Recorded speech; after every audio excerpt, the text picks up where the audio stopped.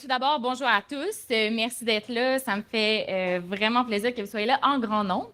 Donc, mon talk aujourd'hui, ça va être sur un projet que j'ai effectué lors de mon stage chez GoSecure au début de cette année.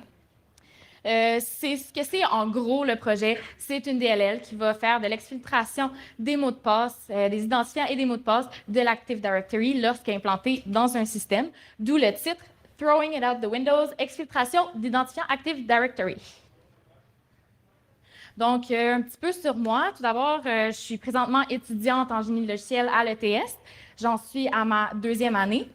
Je suis également membre et responsable des commanditaires de la DCI. La DCI, ce qu'on est, c'est on est une équipe universitaire d'étudiants qui participent à des compétitions informatiques et à divers TTF, bien sûr.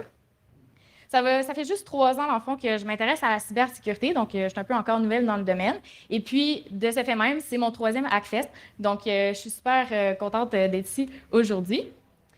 Donc, sans plus tarder, je vais vous donner un petit peu de contexte sur le projet. Donc, l'idée derrière ça, c'était vraiment d'étendre notre toolkit de sécurité offensive. On s'est rendu compte qu'on avait un petit manque peut-être de solutions de persistance. Donc, quand je dis persistance, on parle entre autres d'une fois qu'on a déjà intégré un système, on veut trouver une façon d'y rester, même si on tente de se faire, même si la compagnie, dans le fond, qu'on a attaquée, tente de nous kicker out. Souvent, il va y avoir de la création d'utilisateurs, comme ça on va pouvoir utiliser des credentials, garder un pied dans le système. Mais notre idée, ça a été vraiment de dire, est-ce que ça serait possible d'obtenir les identifiants afin de pouvoir réutiliser les utilisateurs du système? Comme ça fait vraiment pas beaucoup de bruit et nous autres, on est contents. Aussi, on a vraiment joué sur le comportement qu'on a remarqué durant plusieurs mandats, que lorsqu'une compagnie réalise qu'ils sont under attack, ils vont dire à tout le monde, changez vos mots de passe. Donc, on s'est dit, est-ce qu'on pourrait trouver quelque chose qui fait en sorte que ce comportement-là pourrait devenir une mine d'or pour nous? C'est pour ça qu'on a décidé d'utiliser la feature des fils de mots de passe Windows. Je vais vous parler un petit peu plus en détail qu'est-ce que ça avait dans vie, ça, tantôt. Donc, c'est vraiment ça qu'on a utilisé pour créer notre implant.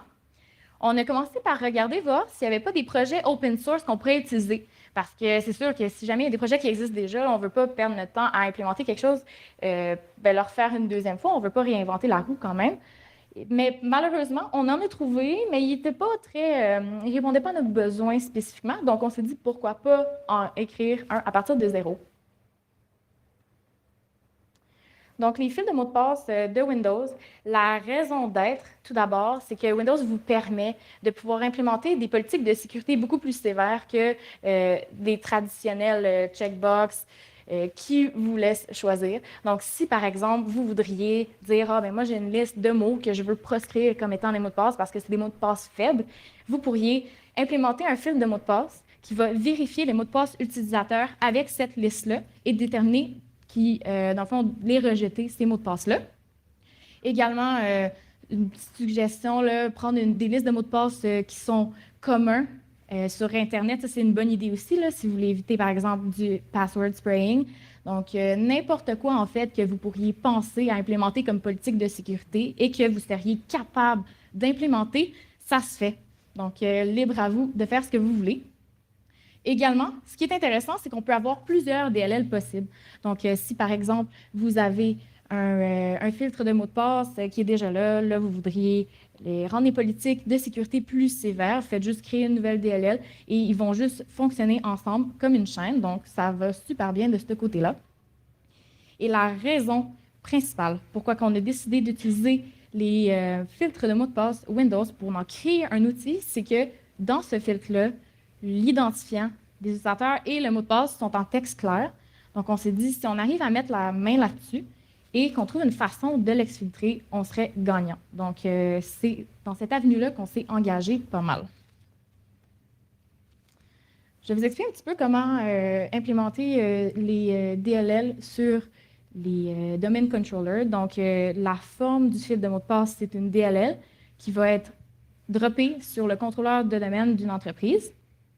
C'est pour ça aussi que c'est solution de persistance parce que ça demande des privilèges de domaine administrator. Donc, c'est pas un vecteur d'attaque. On ne peut pas arriver et dire hey, on drop une DLL, puis que hey, là, de même, on attaque le système. Ça ne fonctionne pas comme ça. Donc, c'est vraiment après avoir réussi à obtenir les hauts privilèges dans un domaine, on drop la DLL, puis ça nous permet de faire de l'exfiltration pour garder un pied dans le système. Ça va prendre aussi une modification de clé de registre pour installer la DLL et ça va aussi demander un reboot du contrôleur de domaine. Donc, c'est vraiment ces 3 steps-là pour installer un password filter. Voici un petit schéma simplifié quand même du comportement des fils de mots de passe de l'utilisateur jusqu'au changement de mot de passe. Donc, à gauche, vous voyez qu'il y a un utilisateur qui va initier un changement de mot de passe. Quand on initie un changement de passe, là, vous savez probablement, là, vous faites juste CTRL-ALT-DD de changer le mot de passe. Donc, c'est de là que ça vient. Cette requête-là, dans le fond, elle va être envoyée au Local Security Authority qu'on appelle. Ce process-là, c'est le process qu'on appelle le LSAS process. Puis c'est un process qui est quand même protégé par Windows. Donc, il ne faut pas trop jouer avec, il ne faut pas trop le déranger. Sinon, ça fait du bruit, puis on n'aime pas ça. Donc, ensuite, après que le mot de passe a été reçu par le Local Security Authority, ils vont envoyer un message au password filter pour y demander est-ce que ce mot de passe-là, tu l'acceptes. À ce moment-là, le password filter va retourner sa décision. Si jamais les mots de passe sont acceptés, bien là, le LSAS process va envoyer une confirmation. Et après ça, le mot de passe va être changé dans la base de données, le Security Account Manager que vous voyez, qui est là où est-ce que les mots de passe sont stockés et gérés. La raison numéro 1 pourquoi on a le Password Filter Change Notify Function, c'est, comme je vous disais tantôt, il est possible d'avoir plusieurs DLL sur le contrôleur de domaine. Donc, dans ce cas-là, ce qui va se passer, le schéma, il change. Le Local Security Authority va demander à chaque password filter, est-ce que tu l'acceptes? Oui, OK. Il va aller voir l'autre, est-ce que tu l'acceptes? Oui, OK. Il continue comme ça. Et s'il y en a un seul qui le refuse, c'est là que le mot de passe ne va pas changer. Donc, c'est pour ça qu'il y a besoin d'envoyer une notification. Également, un autre use case pour l'existence de cette fonction-là, c'est si, par exemple, vous voudriez synchroniser le changement de mot de passe avec des services tierces que vous avez sur votre système. Vous pourriez mettre le code là-dedans, comme ça, une fois que le mot de passe est changé dans l'AD, il va y avoir un changement de mot de passe qui va être fait ailleurs, une synchronisation ou quelque chose d'autre. Puis là, ça va continuer le fil normal des opérations. Donc, c'est pour ça que cette fonction-là est présente. Donc, le projet, on l'a appelé le DLL Password Filter Implant. Ça a été écrit en C et l'exfiltration est performée par DNS. Ça, je vais vous en reparler un petit peu plus tard. Les identifiants sont cryptés parce qu'on ne voudrait pas que quelqu'un sniffe le réseau et tombe là-dessus. C'est quand même de l'information qu'on ne veut pas partager. Ça peut être de l'information client et tout. Fait qu'on ne prend pas de choses avec ça, là. On va quand même crypter ça. Pour l'instant, c'est un simple XOR, mais ça serait idéalement sujet à changement. Je vous le rappelle toujours, c'est une solution de persistance, donc partez pas en peur là, que demain, quelqu'un arrive, met ça, puis boum, il y a accès à tous les identifiants de vos utilisateurs. Faites juste garder ça en tête. Également, on a fait une pull request sur l'Empire Project. L'Empire Project, probablement qu'il y en a plusieurs d'entre vous qui connaissez déjà. C'est quoi? Vite, vite, c'est un framework post-exploitation en Python et en PowerShell. Donc, on a intégré notre module de Password Filter. Vous allez pouvoir l'utiliser prochainement, probablement. On attend juste qu'il soit mergé. Ça a été accepté. Et puis, dans notre module Empire, on vous laisse choisir la clé d'encryption et aussi le domaine d'exfiltration. Donc, c'est quand même assez utile comme outil à... en fait, c'est utilisable. On a fait de façon que ce soit utilisable pour vous. Je reviens un petit peu sur le XOR de tantôt, que je vous avais dit qu'on devrait changer ça. La première amélioration qu'on serait porté à faire maintenant, c'est de changer la méthode d'encryption. Parce que le XOR, c'est vraiment vulnérable au nom de plain text attack. Le nom de plain text attack, probablement, vous savez c'est quoi, là, mais vite, vite, c'est si quelqu'un obtient le ciphertext, qui est des données cryptées, et un plain text, qui sont les données en clair, il va être capable après ça de retrouver la clé super facilement. Donc, il suffit que quelqu'un sniffe toute l'exfiltration, récolte ça, puis dans 10, 15 ans ou whatever, je sais pas, après, il trouve la clé, là, il est capable de décrypter tout. Fait que ça serait vraiment pas l'idéal.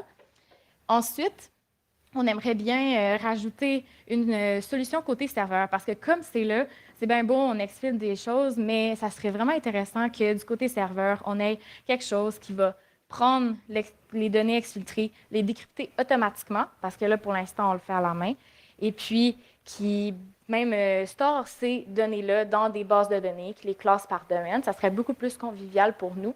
Donc, ça serait une très belle amélioration qu'on aimerait apporter également. Ça, c'est le même petit schéma que tantôt. Je l'ai juste updaté, dans le fond, avec notre implant de password. Donc, comme vous voyez, le code malicieux qui va performer l'exfiltration, il se trouve juste après la fonction password change notify.